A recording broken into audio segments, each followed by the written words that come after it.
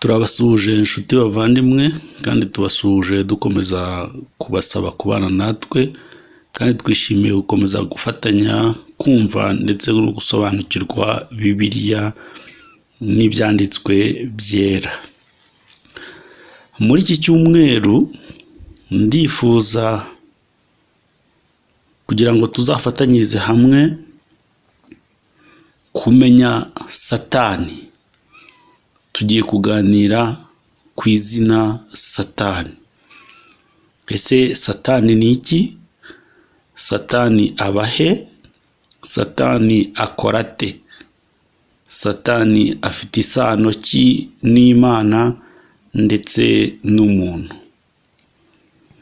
Buri munsi mu gihe cy'iminsi 6 tuzajya twibaza ikibazo kimwe maze tugishakire igisubizo. Ku munsi wa 7 tuzafata umwanzuro. None wowe udukurikiye, nta kibazo wibaza kuri Satani ngo nacyo tuzagishakira igisubizo? Ese Satani muhuye mu nzira wakora iki? Reka dusome igitabo cy'ibyahishuwe igice cya 12 duhere ku murongo wa 7 kugeza ku wa 9, dusimbuke dufate uwa 12 kugeza ku wa 17. Reka dufatanyirize hamwe gusoma ndetse tunasesengure kugira ngo tubashe kumva no gusobanukirwa.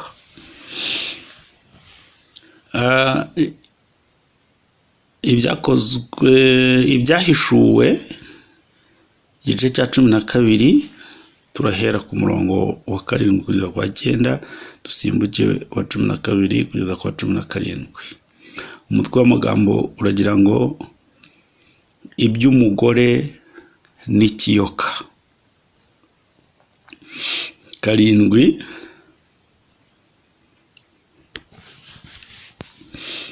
Mu ijuru habaho intambara. Mikayeli n'abamarayika be batabarira kurwanya cya kiyoka.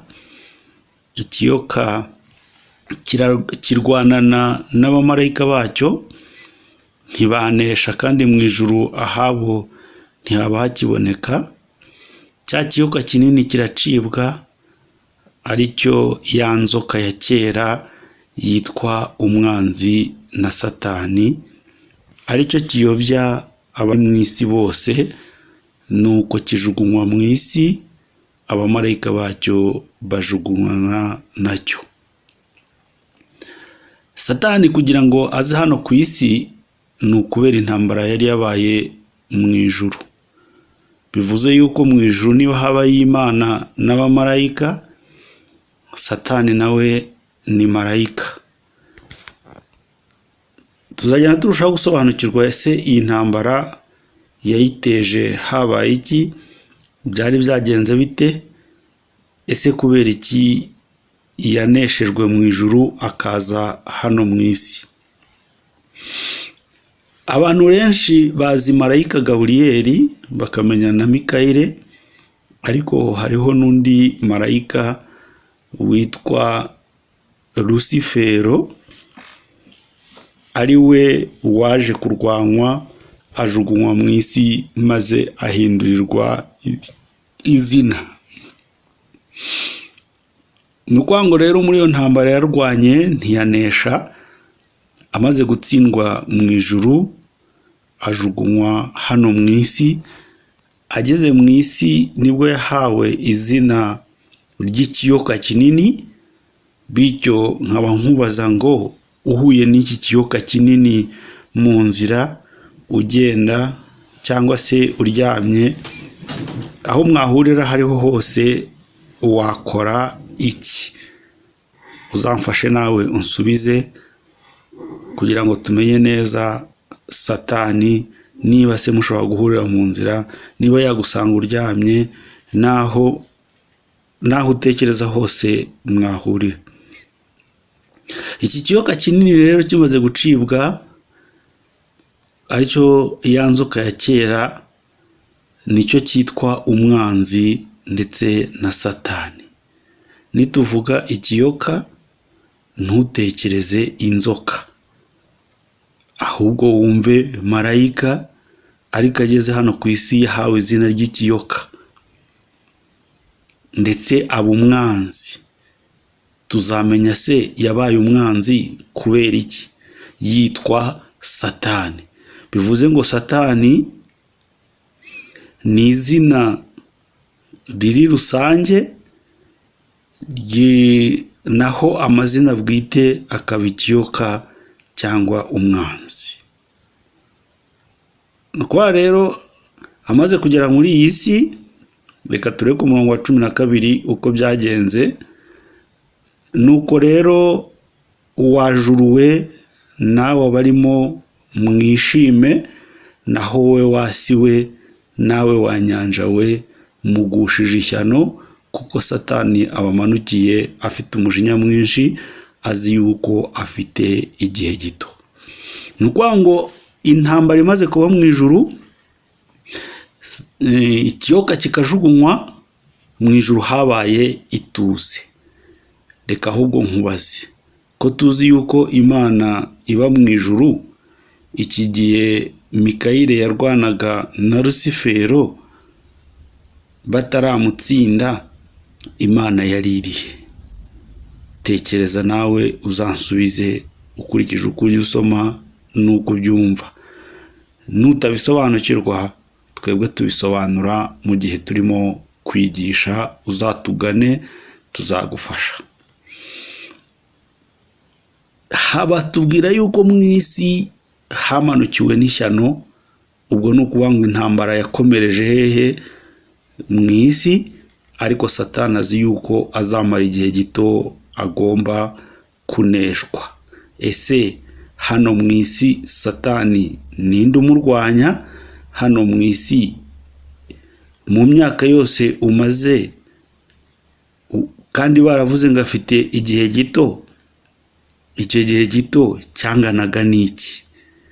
Ibi byose rero ni ibibazo twe dusubiriza mu nyigisho, ahubwo ndagira ngo uzasobanukirwe Satani ninde, hanyuma ugane ishuri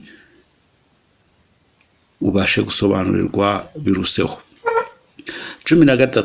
Nuko cya kiyoka kibonye yuko kijugunywe mu isi, gihiga umugore wabyaye umuhungu. Urumva yuko ababyeyi mwifitiye abana b'abakobwa, nta kibazo mufitanye na Satani, nta kibazo mufitanye n'ikiyoka.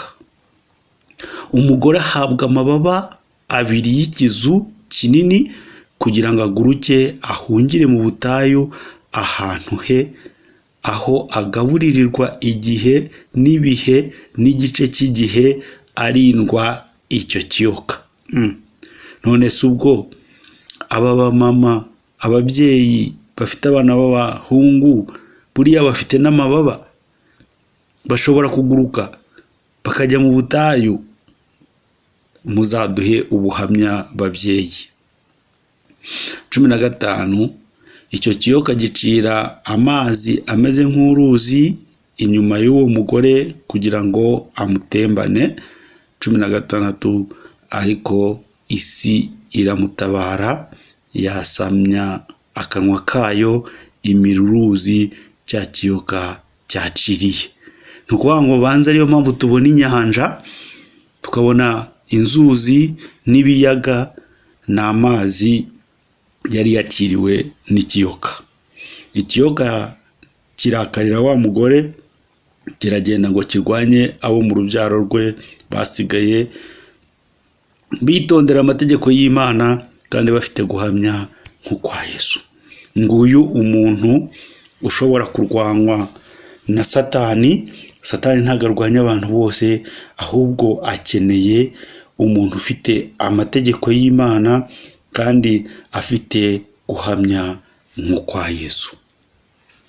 Muri iki cyumweru rero reka dufatanye tuzamenya Satani n'iki, Satani abahe, Satani akorate, Satani afitanye isano ki n'Imana ndetse n'abantu, kugira ngo tumenye uko tumurwanya tumuzi, cyangwa se uko tubana nawe tumuzi. Nikaze rero buri munsi tuzajya dutanga ingingo yo kuganiraho kudufasha kurushaho kumenya Satani. Nawe watubwira icyo wifuza kumenya Satani, kandi uzanadusubize Satani muhuye mu nzira wakora iki. Umunsi mwiza, Imana ibarinde mu izina rya Yesu Kristo.